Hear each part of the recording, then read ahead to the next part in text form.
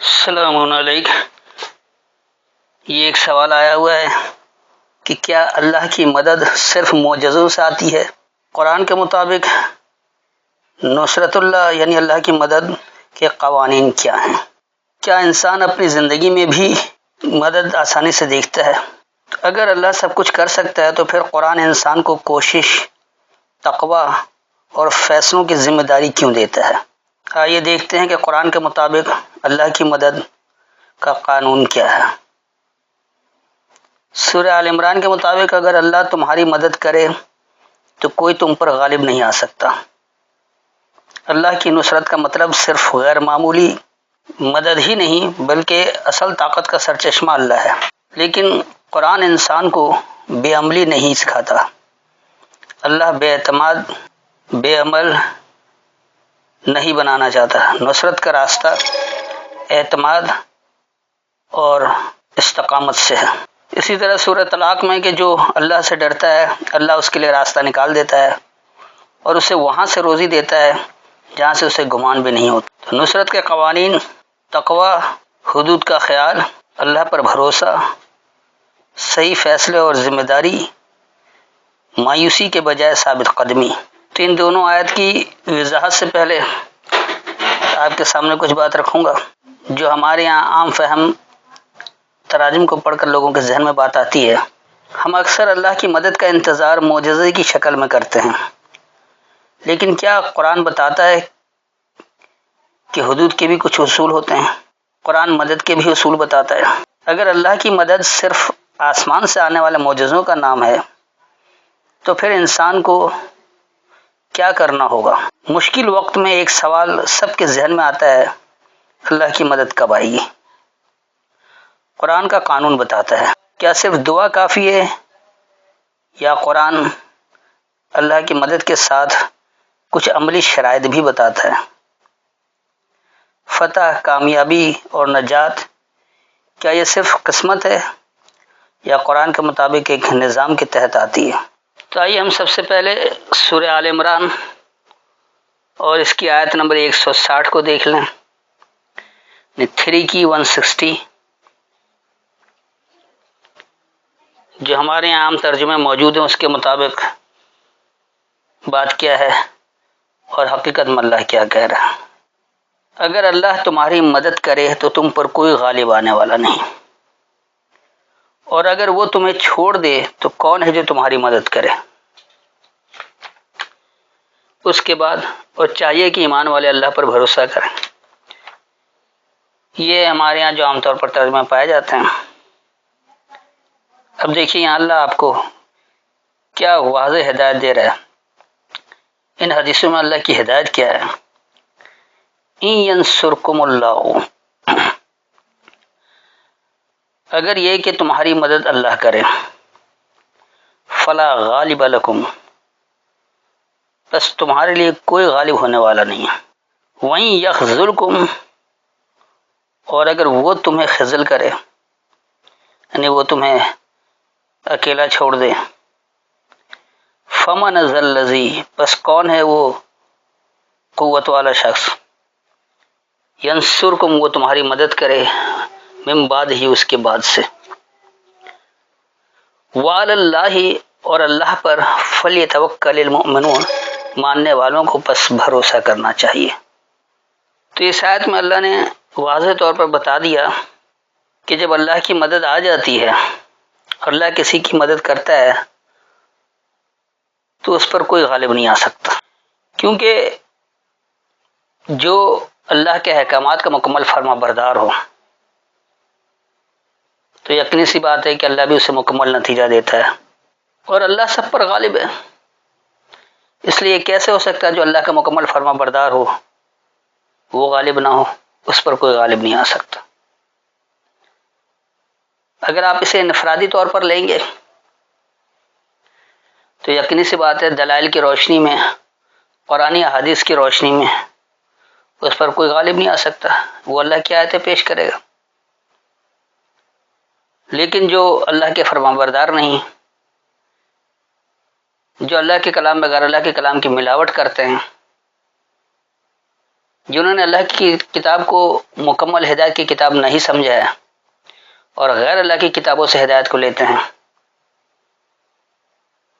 تو وہ اللہ کی باتوں پر کیسے غالب آ سکتے ہیں؟ یقینی سی بات ہے کہ جو شخص اللہ کا مکمل فرما بردار ہوگا، اللہ اس کی مدد کرتا ہے، اس کی مدد اس کی حدیثوں کے ذریعے، اس کی آیتوں کے ذریعے، اس کی کتاب کے ذریعے۔ تو ان دلائل کی روشنی میں کوئی اس پر غالب نہیں آ سکتا، کیونکہ جو دیگر دلائل ہیں تو غیر اللہ کے کلام سے اللہ کے کلام پر کوئی حاوی نہیں ہو سکتا، کوئی غالب نہیں آ سکتا۔ اس کو اگر بڑے پیمانے پر لیں، کیسے با کردار مکمل فرما بردار افراد اگر معاشرہ بنا لیں اور ریاست تک قائم کر لیں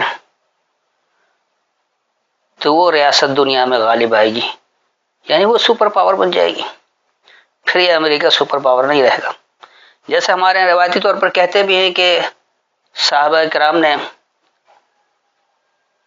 اپنے وقت میں قرآن کے اسلام کو نافذ کر کے اپنے آپ کو قرآن کے مطابق باکردار بنا کر جو معاشرہ انہوں نے قائم کیا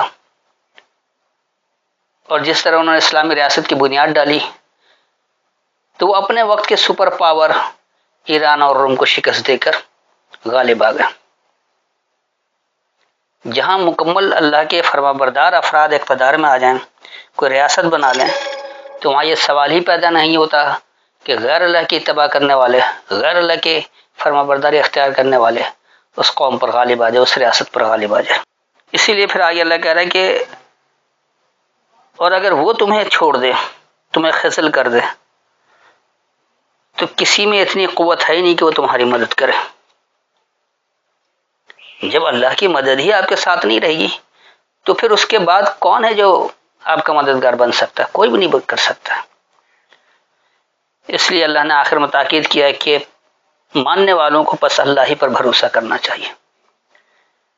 تو اللہ پر بھروسہ کا مطلب یہ ہے کہ جو اللہ نے احکامات دیے ہیں، اللہ نے جو تفصیل دی ہے، اسی کے تحت اس کے احکامات کی اتباع کی جائے، اس میں کسی غیر اللہ کے کلام کی ملاوٹ نہ کی جائے، اس میں کوئی غیر اللہ کے کلام کا شرک نہ کیا جائے، تو پھر وہ نتیجہ آپ کو ملے گا۔ وگرنہ آپ دیکھ لیں کہ آج دنیا بھر میں مسلمانوں کی تعداد اربوں میں ہے، لیکن اس کے باوجود دنیا میں کوئی اسلامی ریاست غالب نہیں ہے، سب مغلوب ہیں۔ وجہ قرآن کے مکمل فرما برداری میں غیر اللہ کے کلام کی ملاوٹ کرنا،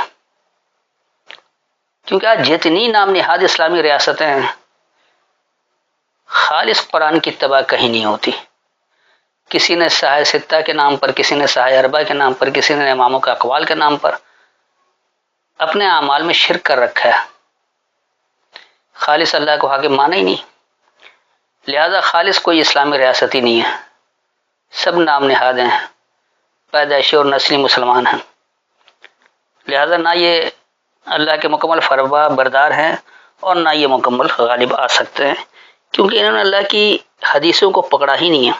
یہ تو غیر اللہ کی حدیث کی اتباع کرتے ہیں، تو جو غیر اللہ کی حدیث کی اتباع کرے وہ بھلا کیسے غالب آ سکتا ہے؟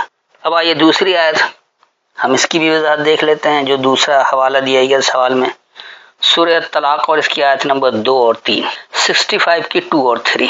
پھر جب وہ اپنی میعاد کے نزدیک پہنچ جائیں تو انہیں اچھے طریقے سے روک لو یا انہیں اچھے طریقے سے جدا رخصت کر دو، اور اپنے میں سے 2 انصاف پسند گواہ کر لو، اور تم صرف اللہ کے لیے گواہی دو۔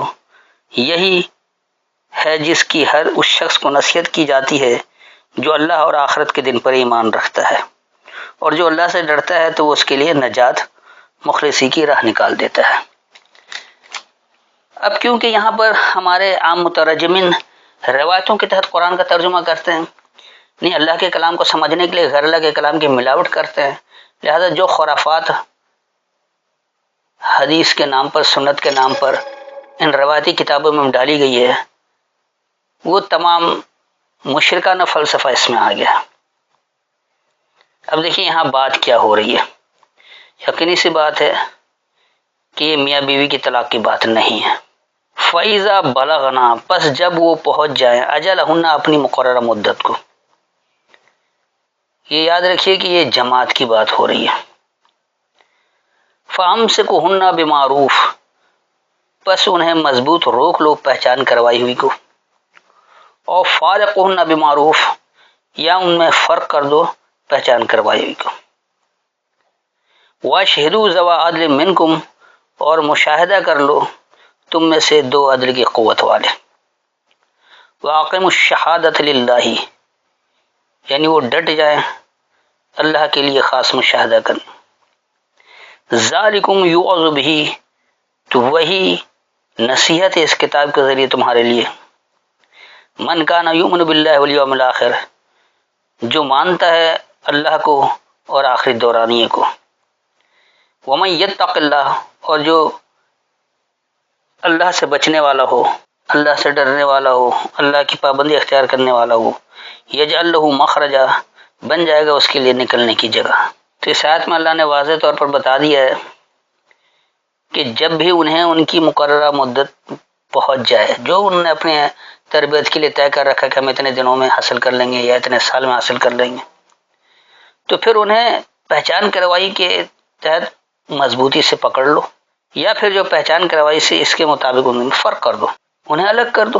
تو اللہ کی حدیث، احسن الحدیث، قرآن کی صورت میں موجود ہے. قرآن کو ہی اللہ نے معروف کہا ہے، اس میں ہی اصل پہچان جمع ہے.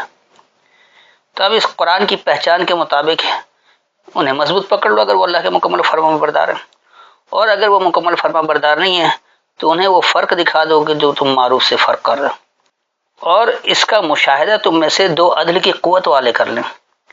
یقینی سی بات ہے دو عدل کی قوت والی جماعت کرے گی، کیونکہ بعض جماعت اسی طرح پر چل رہی ہے.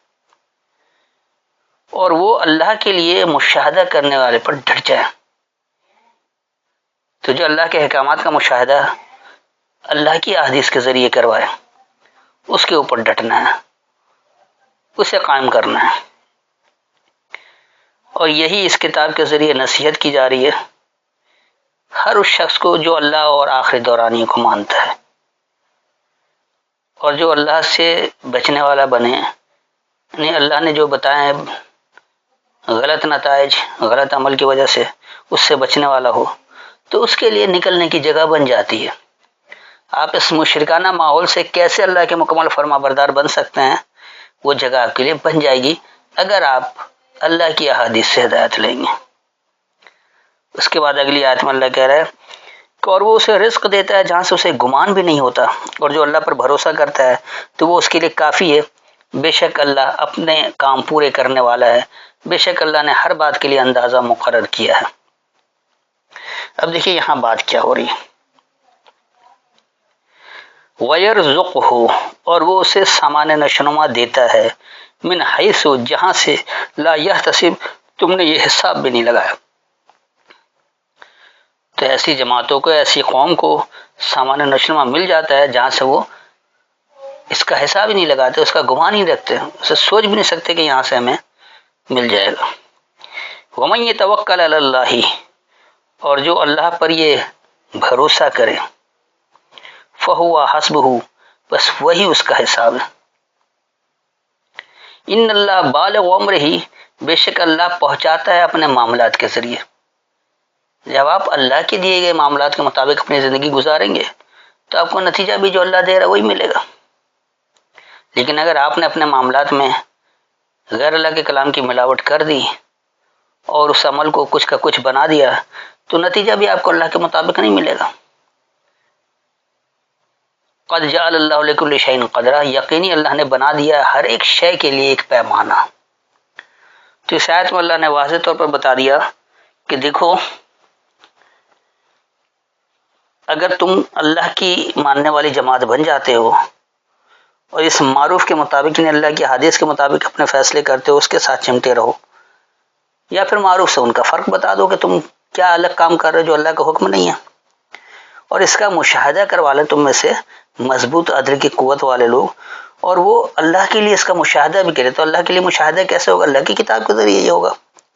اور یہی نصیحت کی جا رہی ہے اس کتاب کے ذریعے. جو بھی اللہ اور آخری دورانی کو مانتا ہے اور جو اللہ کا پابند ہوتا ہے تو اس کے لیے نکلنے کی جگہ بن جاتی ہے. پھر اسے اللہ کہہ رہے کہ وہ سامان نشرما وہاں سے دیا جاتا ہے جہاں سے اس نے حساب بھی نہیں لگایا، جہاں اسے گمان بھی نہیں ہوتا ہے، اور جو اللہ پر بھروسہ کرے تو بس وہی اصل میں اس کا حساب ہے، وہی اس کے سامنے نتیجہ آنا ہے۔ کس لیے کہ بے شک اللہ اپنے معاملات پہنچاتا ہے، اور یقینی اللہ نے ہر ایک شے کے لیے ایک پیمانہ بنا دیا، تو آپ اللہ کے دیے گئے پیمانے کو سمجھیں گے تو فائدہ اٹھائیں گے، اللہ کے دیے گئے پیمانے کو اگر نہیں سمجھیں گے تو آپ ہرگز فائدہ نہیں اٹھا سکتے۔ حجت تمام کرنے کے لیے میں آخر میں آپ کو سورہ نصر سے بتا دیتا ہوں کہ یہاں اللہ نے مدد کی واضح طور پر نشانی کر دی ہے کہ دیکھو مدد کیسے آتی ہے۔ جب اللہ کی مدد آ جائے اور فتح ہو جائے، اب دیکھیے یہاں بات کیا ہے، اذا جاء نصر اللہ والفتح، جب آ جائے اللہ کی مدد یعنی کھل جائے، فتح کہتے ہیں کھلنے کو، فتح یہ جو صرفی مادہ ہے یہ کھلنے کے لیے، اسی لیے سورہ الفاتحہ قرآن کھلتا ہے، پہلی صورت وہ ہے، اس کو الفاتحہ کہا گیا۔ تو فتح کا مطلب یہ کامیابی حاصل کرنا، جھنڈے گاڑ دینا نہیں ہے، بلکہ کھل جانا۔ تو جب اللہ کی مدد آئے یعنی کھل جائے، جب آپ اللہ کے احکامات کی مکمل فرما برداری اختیار کریں گے تو نتائج خود بخود بتائیں گے کہ دیکھیے آپ پر معاملات کھل گیا، آپ کو وہ نتیجہ مل رہا ہے۔ تو ہوگا کیا، اور آپ دیکھیں گے لوگ داخل ہو رہے ہیں اللہ کے دین میں فوج در فوج۔ ورائیت الناس، اور لوگ یہ دیکھیں گے، یا تم دکھاؤ لوگوں کو، یدخلون، وہ داخل ہوں گے، فی دین اللہ افواجا، اللہ کے نظام میں فوج کی طرح۔ تو جب اللہ کی مدد آئے گی اور سب بات کھل جائے گی، ہر کام ویسے ہی اللہ کے احکامات کے مطابق ہوگا، تو دیکھنا کہ لوگ جو ہیں وہ اللہ کے نظام میں ایک فوج کی طرح داخل ہو جائیں گے۔ بس اپنے رب کی تعریف کے ساتھ پاکی بیان کریں اور اس سے بخشش طلب کریں، بے شک وہ بڑا توبہ قبول کرنے والا ہے۔ فسبح بحمد ربک، بس فرما برداری اختیار کرو تم اپنے رب کی پہچان کو، واستغفرہ یعنی جلد تم اس سے حفاظت چاہو، انہ کان توابا، بے شک وہ متوجہ ہونے والا ہے۔ تو یہ اللہ نے ایک اصول بتا دیا کہ جب بھی اللہ کی مدد آئے گی تو اس کا ہر معاملہ کھلا ہوا ہے، جب آپ اس کے مطابق فرما برداری اختیار کریں گے، اور جب آپ لوگوں کو دیکھیں گے کہ وہ اللہ کے نظام میں ایک فوج کی طرح داخل ہوں گے، تو فرما برداری کرو، اپنے رب کی پہچان کو مکمل فرما برداری اختیار کر لو، اور اس سے ہی تم حفاظت چاہو، تو بے شک وہ متوجہ ہونے والا ہے۔ جب آپ اس کے مطابق کام کریں گے تو یقینی سی بات ہے کہ اللہ بھی آپ کی طرف متوجہ ہوگا۔ تو قرآن میں اللہ کی مدد کا مطلب یہ نہیں کہ انسان کوشش چھوڑ دے اور صرف معجزے کا انتظار کرے، بلکہ قرآن ایک قانون بناتا ہے، انسان اپنے ارادے، کردار اور عمل کو درست کرے، پھر اللہ کی نصرت کے دروازے کھلے ہیں۔ اب آخر میں آپ سے سوال ہے کہ آپ کے خیال میں اللہ کی مدد زیادہ تر کس شکل میں آتی ہے؟ غیر معمولی معجزات، یا صحیح راستہ مل جانا، صحیح وقت پر صحیح راستہ مل جانا، اندرونی طاقت اور ثابت قدمی، مشکلات کے بعد کامیابی؟ اپنی رائے سے کمنٹ میں ہمیں لکھ کر ضرور آگاہ کریں، تاکہ ہمیں بھی اندازہ ہو کہ آپ لوگ قرآن سیکھنے کا شوق رکھتے ہیں، اور سمجھ میں آتا ہے کہ واقعی اللہ کی خالص بات کیا ہے، اس کے مطابق عمل کیا جائے تو آپ کو کتنے اچھے نتائج مل سکتے ہیں۔ تو اس سے وضاحت بھی ہوگی کہ آپ درس کو کتنے غور اور توجہ سے سنتے ہیں اور کس حد تک آپ عمل کرتے ہیں۔ گزارش یہ ہے کہ اپنے جیسے ہم خیال لوگوں کو، اور جو اللہ کی بات کو سمجھنا چاہتے ہیں، جو غور و تدبر کرنا چاہتے ہیں، جو سوچ سمجھ کر اللہ کے احکامات کی فرما برداری اختیار کرنا چاہتے ہیں، ایسے لوگوں کو ہمارے درس ضرور شیئر کریں، تاکہ وہ بھی اللہ کی مکمل فرما برداری اختیار کرنے میں آسانی محسوس کریں، اور جلد از جلد ایسے باکردار افراد جمع ہو جائیں جس سے بہترین معاشرہ بنے اور ایک اچھی اسلامی ریاست کی بنیاد پڑے، جہاں سلامتی والا نظام نافذ ہو، جس کی دنیا خواہش کرتی ہے، جو اللہ نے آپ کے لیے پسند کیا ہے۔ امید کرتا ہوں کہ ہر ایک کو اس کے سوال کا جواب مل گیا ہوگا۔